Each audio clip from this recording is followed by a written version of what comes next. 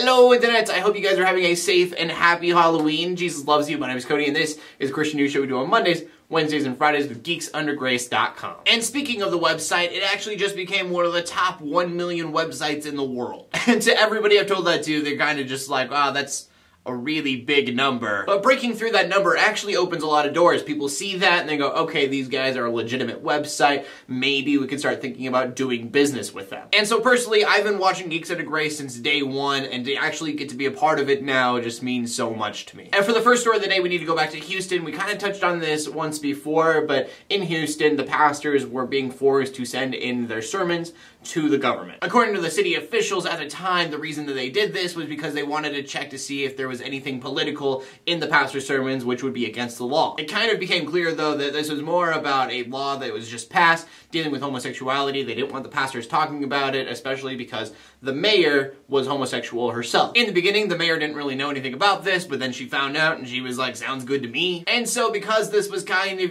against their rights, people started protesting all over the United States. Which, if we're honest, is the American thing to do. And I kind of said that jokingly, but as an American, I kind of agree. And so the update to that is that the pastors got to sit down with the mayor and they all decided, yeah, it is against our rights, and the mayor decided they weren't going to do it anymore. One of the really cool things to me is that the mayor said there wasn't really any kind of hate or anger towards her, and they were just worried about their rights, having to give over every single one of their sermons so that it could be censored in some way. It's kind of like searching a house without a warrant. Not that that's not illegal anymore, but So none of the pastors are being subpoenaed any longer. It's great news for everybody. I'm glad that people kind of came together to fight this because it was wrong. Not that something like this is the biggest thing in the world, but when you have something like this and it gets allowed, that becomes a slippery slope. And then our next story, we need to talk about the St. Nicholas Greek Orthodox Church. The church was at ground zero, so when 9/11 happened, this church was destroyed. This is pretty cool news. It is going to be reopened in 2016 and is going to be able to hold twice as many people. It'll be around 4,100 feet and be able to seat 150. The really cool thing about it is that it's going to have a meditation area. And the reason that I like it is that it's not really for Christians, it's not really for not Christians, it's just everybody who needs some spiritual comfort,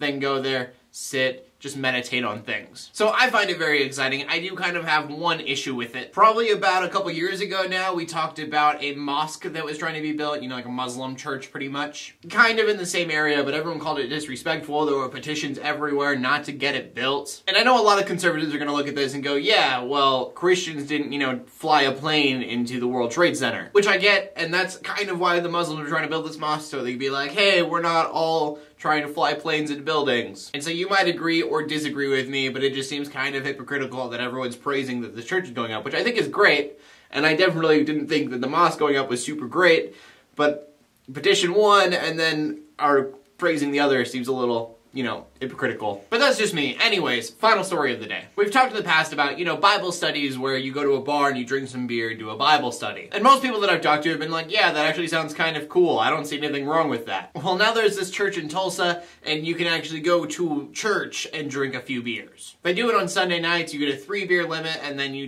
have church while you drink. I definitely like the 3-beer limit thing because I can see how having a few more might be problematic when you're trying to learn anything. I don't like the taste of beer unless it's in my food, so it's not really for me, but I want to know what you guys think about it, having it in church. Most comments that I've seen on this already have said that it's blasphemous. You should not be drinking while you are worshiping God, which I kind of understand, but I also don't think you're going to get all that drunk off of 3 beers. It's also going to bring people in, and if there are people going there just for the free beers, maybe that's the kind of people who need to be going to church. And so, of course, it is the question of the day for you guys. I want to know what you guys think on this, because I've seen a lot of negative comments that I totally understand, but I also see the other side of things, so I want to know what you guys have to say in the comments section below.